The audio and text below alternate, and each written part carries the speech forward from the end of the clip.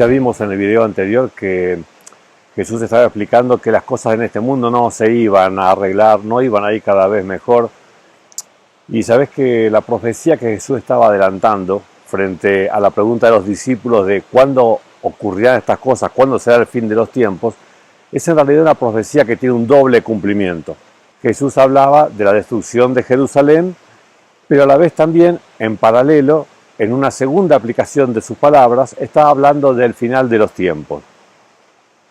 Y hoy nos toca un tema verdaderamente fuerte que nos va a ayudar a entender un poco más, tal vez, el porqué de las lágrimas de Jesús cuando recordás que el domingo fue llegando a Jerusalén y en medio de esa fiesta, ese festejo de todos los que lo rodeaban, él mirando a la ciudad, lloró.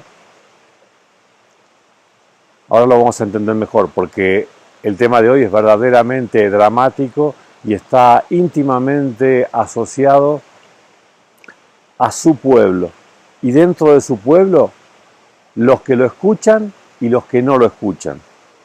Con las palabras de Jesús que dice, ahora bien, cuando vean en Jerusalén rodeada de ejércitos, sepan que su desolación ya está cerca. Estas palabras de Jesús eran una señal de algo terrible que estaba a punto de suceder cuando esta señal se viera, pero a la vez era una señal de salvación, para que todos aquellos que estuviesen atentos a esta situación, cuando viesen esta señal, pudiesen reaccionar a tiempo y salvarse. ¿De qué dependería que se salven o no se salven? De que crean o no en las palabras de Jesús, de que confíen o no en lo que Él les dijo. Y sabés que la historia nos cuenta que en lo terrible que fue la caída de Jerusalén, la destrucción de Jerusalén a manos de los romanos, ningún cristiano murió. ¿Ningún cristiano murió? ¿Cómo pudo ser eso? Bueno, justamente porque aquellos que confiaban en el Señor estuvieron atentos a las señales. Y una señal increíble ocurrió, que es la que Jesús relata acá y la historia nos la cuenta también. Pero vamos a continuar adelante para que veamos, porque acordate, esto en realidad es una profecía de doble interpretación. Sirvió en su momento para que los cristianos que viviesen en Jerusalén o muy cerca de ella alcanzasen a huir a tiempo, porque vendrían momentos desoladores, tremendos para la ciudad.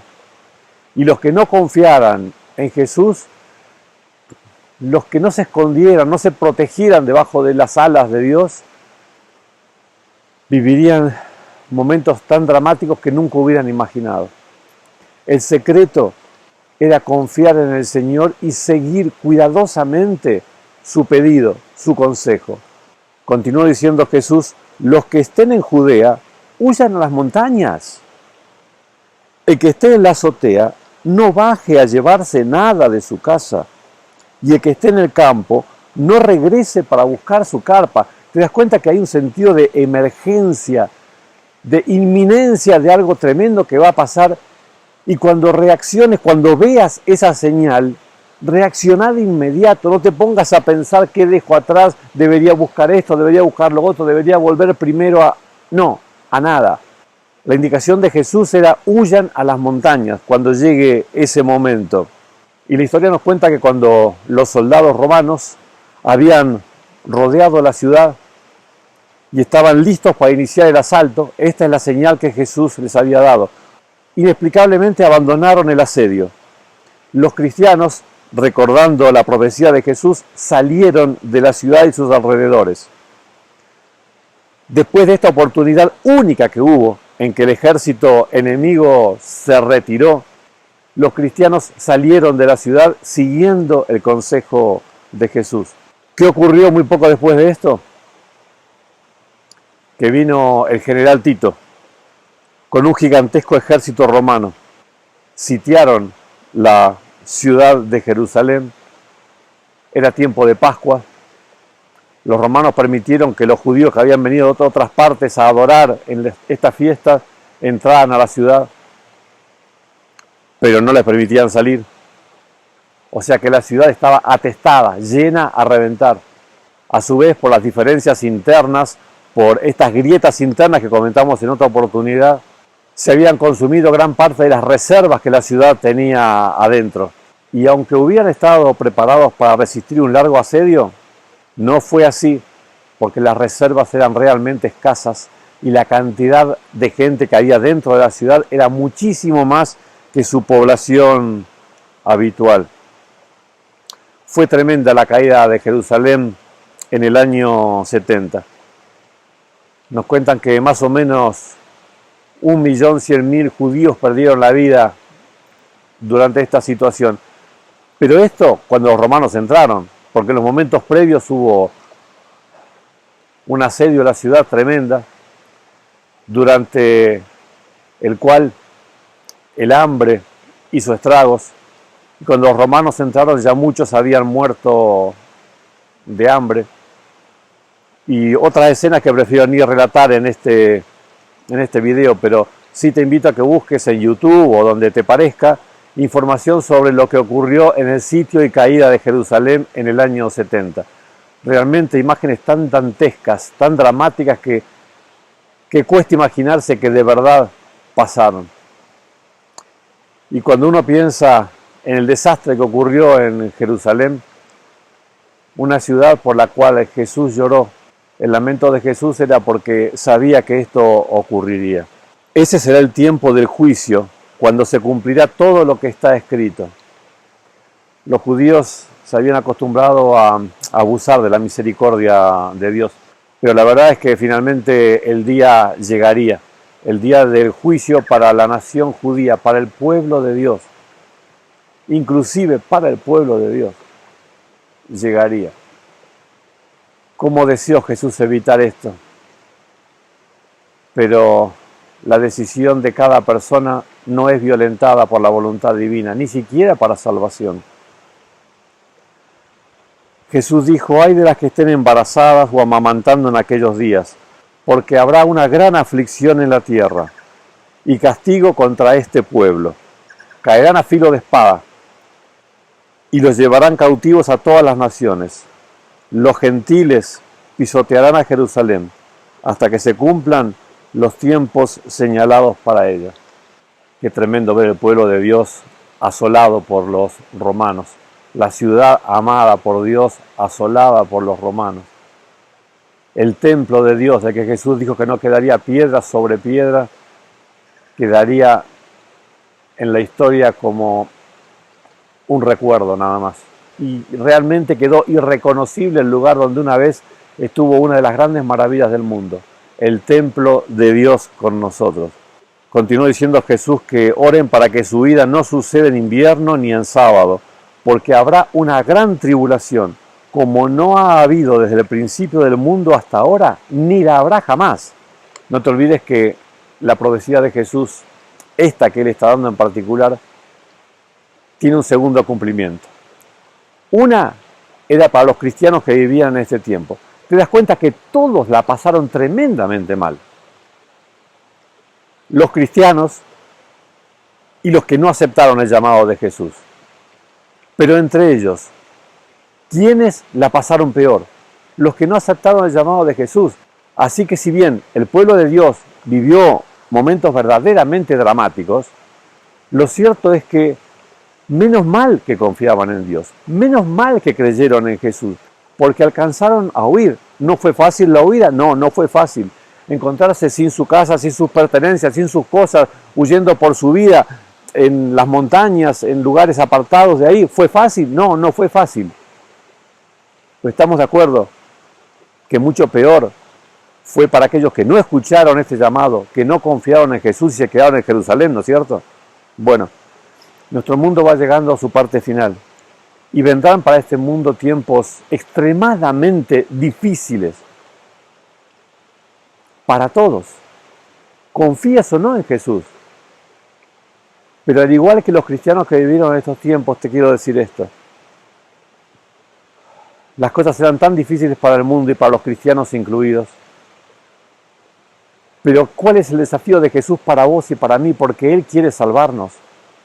Es que confiemos en Él. Y que cuando veamos la señal que Él indicó, no es este el video ni el tiempo para poder hacerlo, necesitaremos más tiempo y después lo haremos, pero el Señor quiere que vivamos nuestra vida confiando y haciéndole caso a Él, siguiendo sus palabras, siguiendo sus consejos, porque quien no los siga, ese sí que la va a pasar verdaderamente mal. En este mundo las cosas serán difíciles en todo tiempo. Es palabra de Jesús que así será, lo vine relatando. Guerras, rumores de guerra, pestes, hambres, terremotos, o sea, las cosas van a continuar complicadas. El amor de muchos se enfriará a causa del aumento de la maldad, todo eso es cierto, pero dentro de eso habrá quienes confíen en Dios y quienes elijan hacer la vida a su manera. ¿De qué lado estás vos? Si te acostumbras a seguir los caminos de Jesús, en medio de este contexto de dificultad y de angustia por el que la tierra va a atravesar, no es cuestión de que a vos te guste o no te guste, es cuestión de que el Señor contó que así va a ser y sabes, así será. Por eso, la angustia de Jesús, el deseo de Jesús, la razón por la que Él puso su vida, es para que vos, viviendo esa situación que nos toque vivir, puedas tomar las decisiones correctas en el momento oportuno, puedas reaccionar y puedas esconder tu vida bajo las alas de un Dios que te quiere proteger. Y Jesús continúa diciendo, y si no se acortaran esos días, nadie sobreviviría, pero por causa de los elegidos se acortarán. Aún en medio de los momentos más difíciles para nuestra sociedad, para nuestro mundo, Jesús tiene su mirada puesta en vos, puesta en los elegidos, puesta en los que Él está llamando, porque quiere que, aunque va a haber dificultades y Él sabe que las habrá, Él sabe que esto no es un chiste,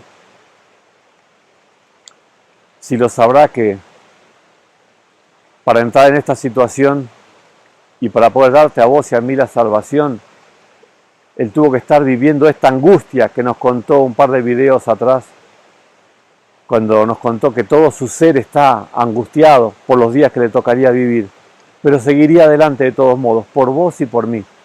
Porque sabiendo que vos y yo también pasaríamos tiempos difíciles, el secreto, el único secreto de la salvación, era que le hagamos caso y que estemos a su lado. No importa lo que veamos que ocurra a nuestro alrededor y no importa las decisiones que la mayoría tome. La invitación de Jesús es para vos. ¿Le vas a hacer caso? ¿Lo vas a seguir? A algunos les preocupa mucho pensar que para adelante vendrán momentos dramáticos y difíciles para la humanidad y prefieren cerrar los ojos y no pensar en esto, pero te digo una cosa, de todos modos lo que va a ocurrir, va a ocurrir. ¿Qué es mejor? ¿Estar preparados o distraídos para cuando ese momento llegue? Jesús indicó cómo reaccionar cuando el momento llegue. ¿Notaste los detalles para el pueblo judío de aquel tiempo? Lo que debían hacer cuando vieran la señal. Los que lo hicieron se salvaron todos. No hubo cristianos que murieran en la toma, en la caída, en la destrucción de Jerusalén. En los tiempos finales, Dios tiene un plan de salvación para su pueblo. ¿Los momentos serán tremendamente dramáticos? Sí, pero Dios tiene un plan. Hay un plan de contingencia preparado por Dios para este momento, pero solo quienes lo sigan, solo quienes lo escuchen y quienes le hagan caso a Jesús podrán recibir los beneficios de ese plan preparado por Dios para nuestra salvación. Que Dios te bendiga a vos y a mí para que nos acostumbremos a transitar nuestra vida haciéndole caso. Siempre el plan de Jesús es para nuestra salvación. Que tengamos la sabiduría que el Señor desea que tengamos, para que su sacrificio por vos y por mí no haya sido en vano. Y pasado este momento turbulento, este tiempo que está por venir, podamos encontrarnos a su lado para compartir con Él la eternidad. Ese es su más grande deseo y quiere también que sea el tuyo. Dios te bendiga.